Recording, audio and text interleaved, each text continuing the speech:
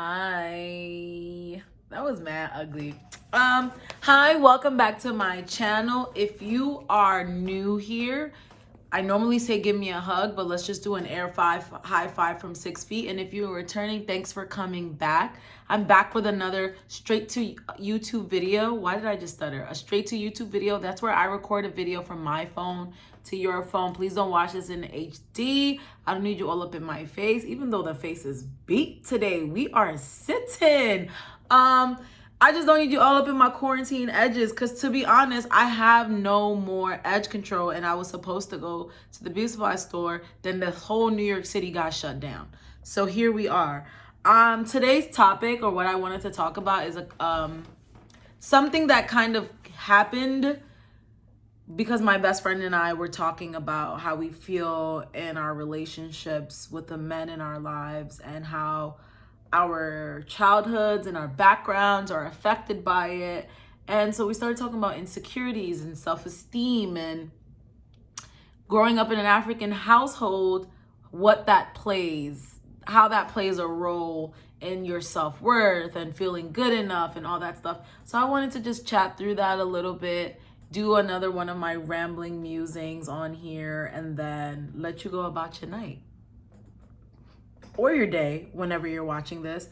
And I got my flask, so make sure you get some water because we're gonna be making sure that we get enough hydration as we're watching this YouTube video, because I notice a lot of people are home all day and they are not drinking enough water. Baby girl, we cannot do this. We cannot. So we're gonna take our water breaks. Let me make sure my flask got enough in here, because I was drinking a lot of it before. I was on Instagram Live. Make sure you follow me at Mimi_moments on Instagram. I go live every day. And we had a really good conversation today about how to find your right foundation. But I go live and I drank some of this on live. But let's make sure we get our thermos full of water and we drink water throughout this video and throughout our days. So I, got my handy dandy notebook and I took some notes on the things that I feel vastly shape our self-esteem, perception of self, value, all the things that you want to say coming from West African households, or if you're honestly from any type of immigrant household. I think that you can relate to these feelings, or like sometimes deeply religious households also have a similar type of mood, feeling, and experience. So I think that there's many different communities and backgrounds that you can come from and upbringings that would make you relate to the things that I have to say. First thing my friend and I were talking about, two of my friends at separate occasions we had these conversations, and one of them was about lack of celebration. One of my friends said that she literally doesn't know how to do things for her birthday because she doesn't really feel comfortable celebrating herself because, growing up, we don't really do birthdays. It's not really culturally relevant. I'm going to speak specifically about being Gambian, like birthday parties and things like that. And I think you don't understand how important that is to your development until you reach an age where you can look back and realize that when I wasn't celebrated as a child, I kind of took that as I wasn't important and I wasn't valued enough to be celebrated, especially growing up in the US and watching other people be celebrated in a way that you are not having. And I'm not saying it means that you have to have the most extravagant birthday party, but the few times in my life where my family prioritized my birthday, I remember it because I felt special and I felt cared for and I felt seen. Being the oldest, sorry for the stains, this is my husband's sweatshirt. I don't know what the heck he put on it, so I was trying to hide it, but now I'm exposing it. Being the eldest of 6 kids, and then growing up in an apartment, in a 4-bedroom, huge apartment in New York City with other families, one of the families had a woman who babysat. So at any given time, they'd be like 10 to 15 children in my house. I was raised to not really feel special or seen. I was the oldest.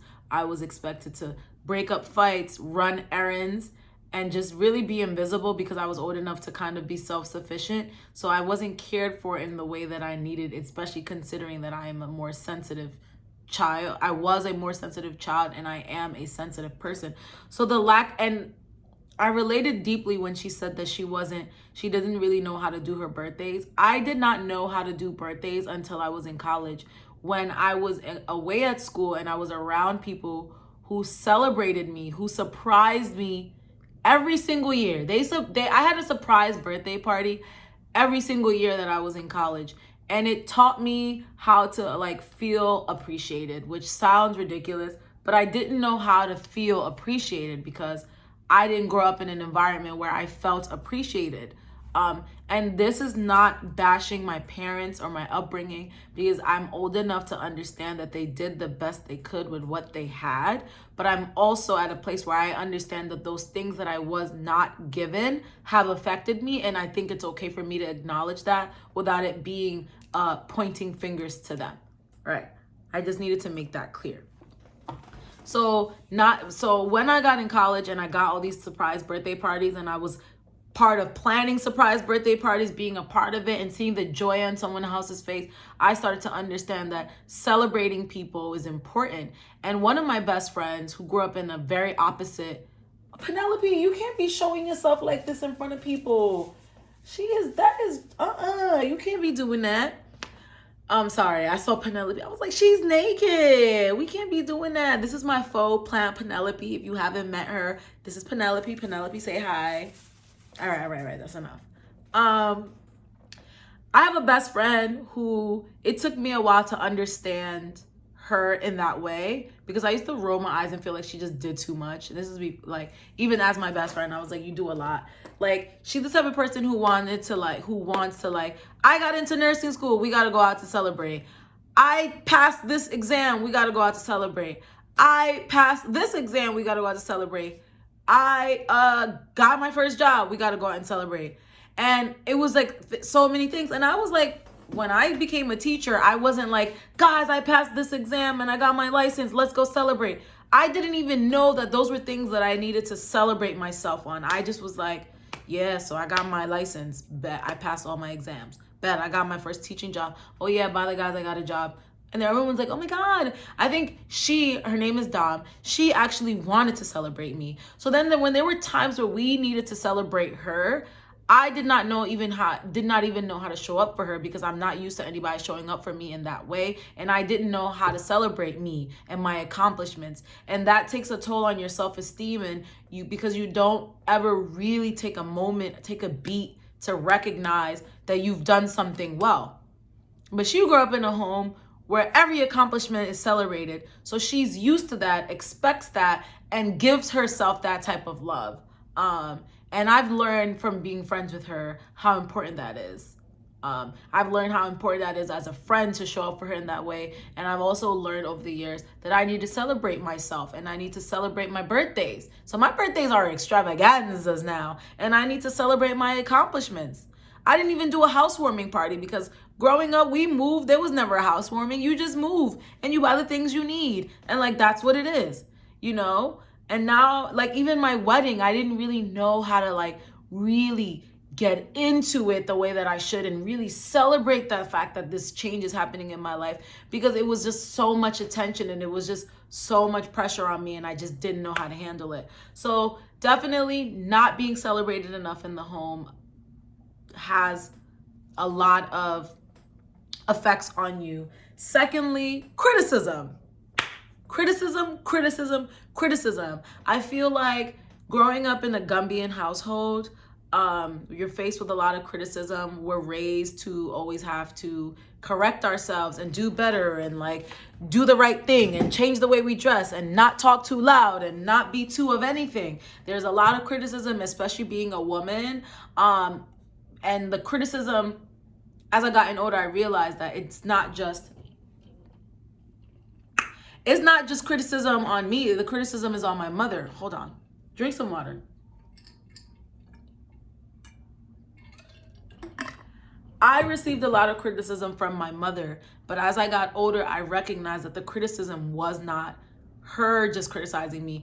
It's like she had to make sure that I abided by the cultural expectations, because if not, she would be criticized. There's just criticism on criticism on criticism on criticism.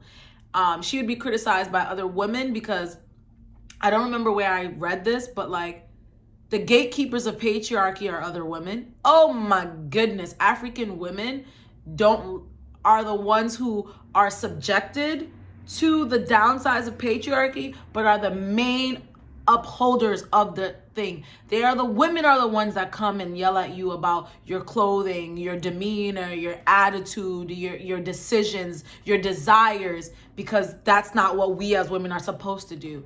They are the ones are the gatekeepers of the expectations that are set on us. As much as we always talk about how men oppress us, think about in your life, especially if you are Gambian, African, come from a religious background, immigrant parents of any kind, really, like, you think about, as a woman, if you're a woman watching this, a lot of the criticisms about how you were supposed to dress, look, act, come from other women. So growing up, I was criticized so much because I've always been a free spirit, and only now at 27 years old am I accepting that and being cool with being a free spirit. This stain just don't want me to be great.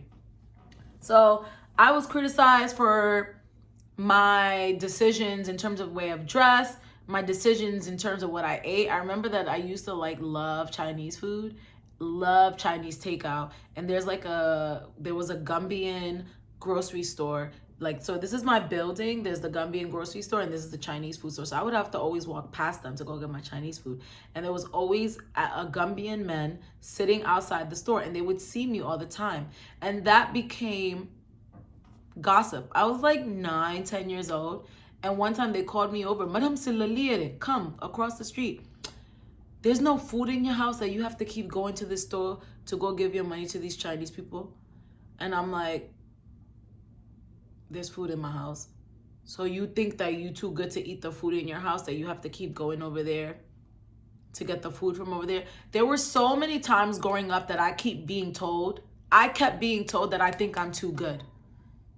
And I then internalized that, and it became an insecurity where I kept downing myself, trying to prove that I don't think that I'm too good because of the things that I like and want.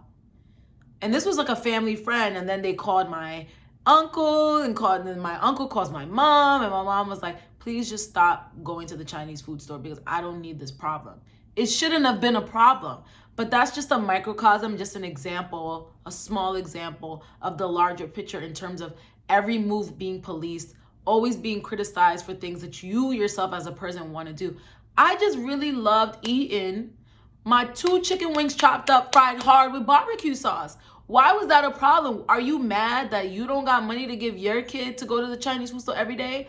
My daddy gave me money, and I would save my coin and go to the Chinese food store and get my 2 chicken wings chopped up and fried with French fries and barbecue sauce.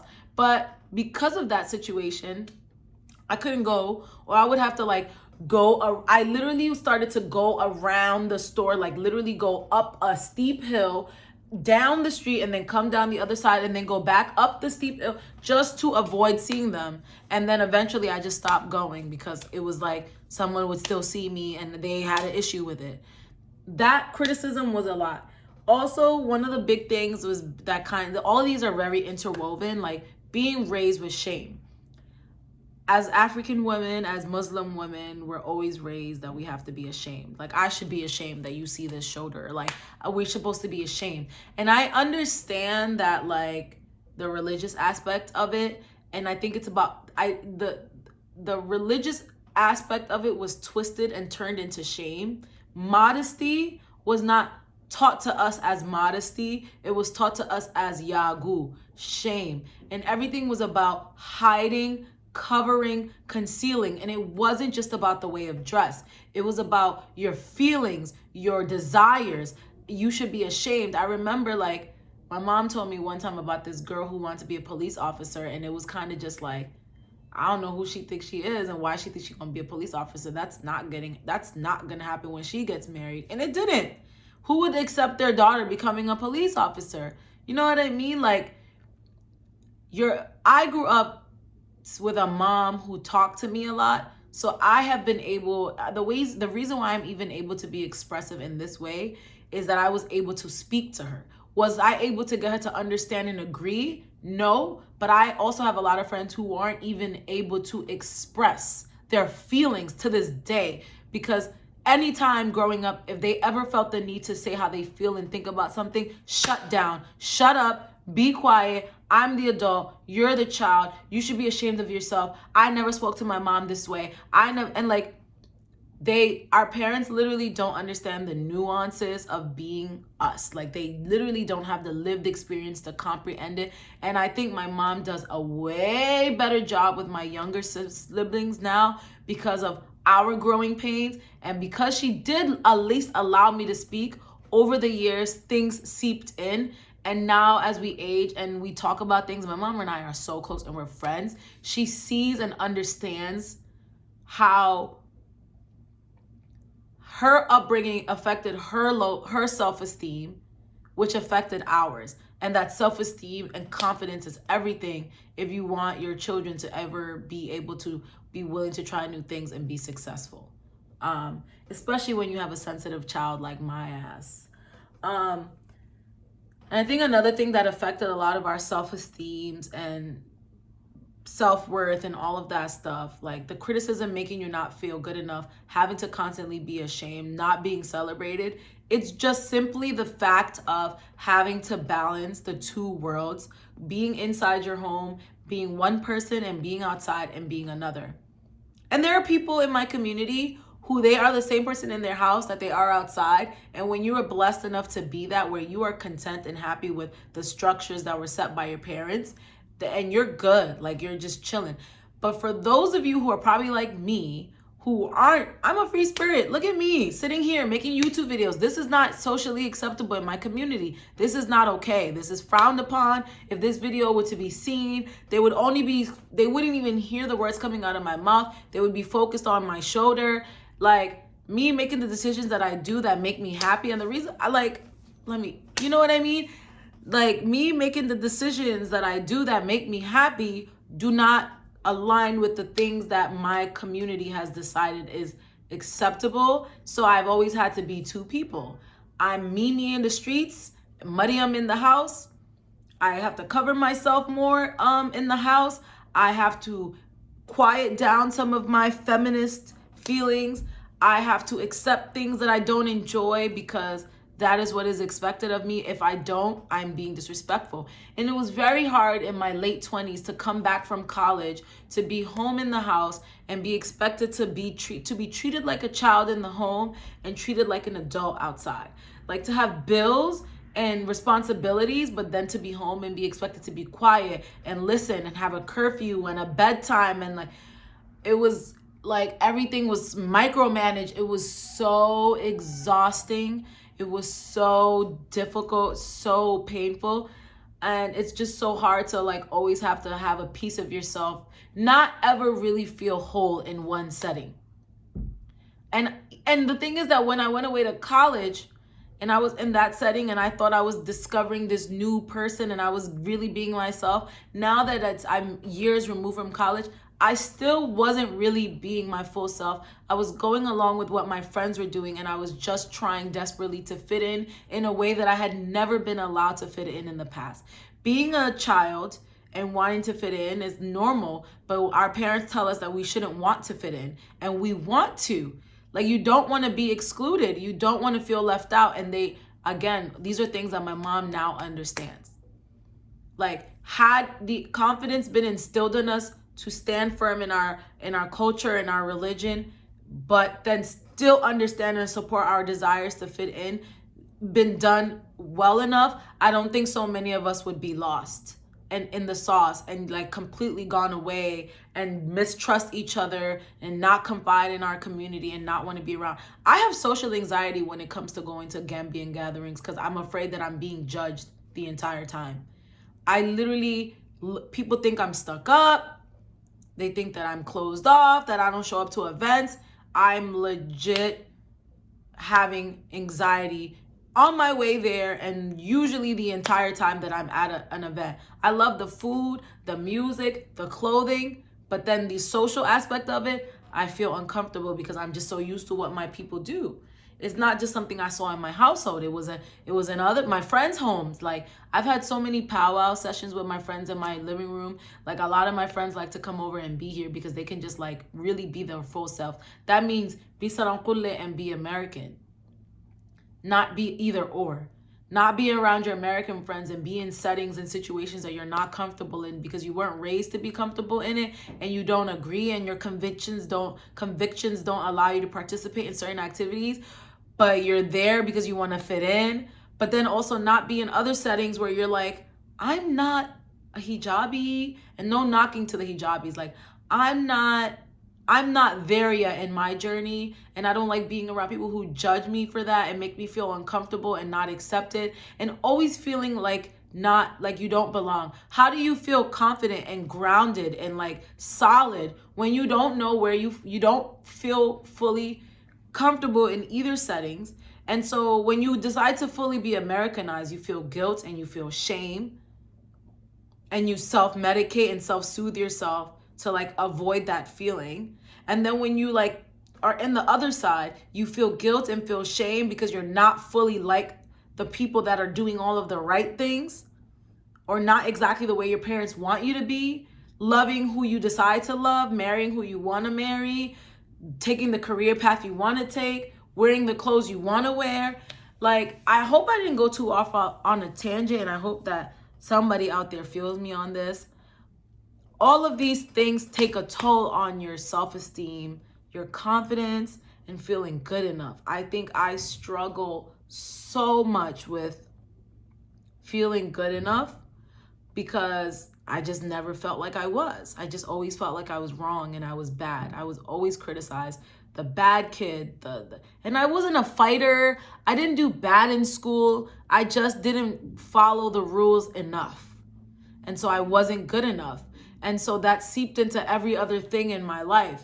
And I didn't think I deserved good things. And like, speaking to my last video, I don't even know how to handle positivity and good things.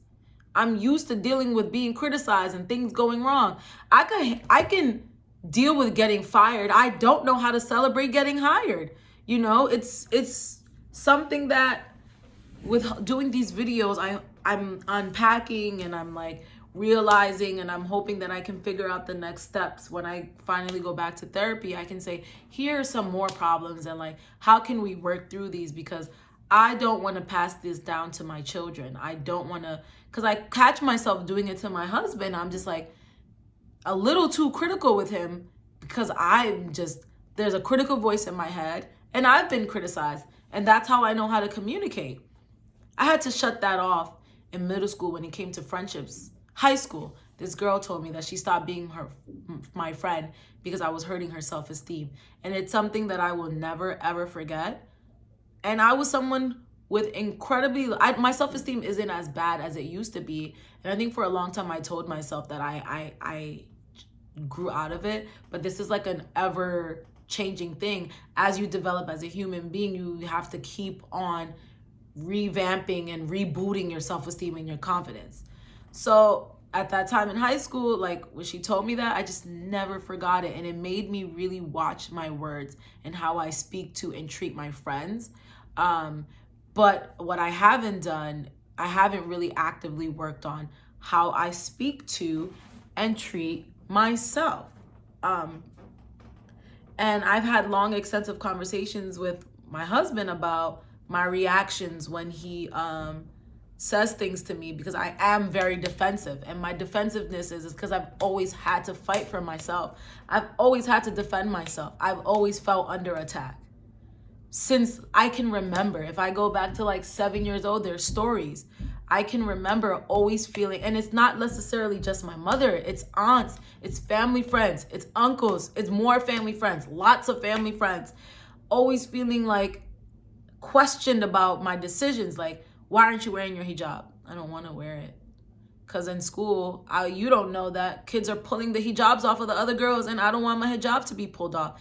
And I know that if I wear a hijab, my mom's not going to get my hair braided all the time. So and it's not going to look cute. Like, no, I'm not wearing a hijab because they're pulling them off at school. but you're criticizing me and I have to defend myself. But then if I try to defend myself, my mom's upset and now she's embarrassed because why am I speaking to an adult this way? Why am I defending my, like, it's just always been a thing in my life. So as an adult in a loving relationship with a man who cares about me, if he says one thing, I'm ready. Like, what's up? Water.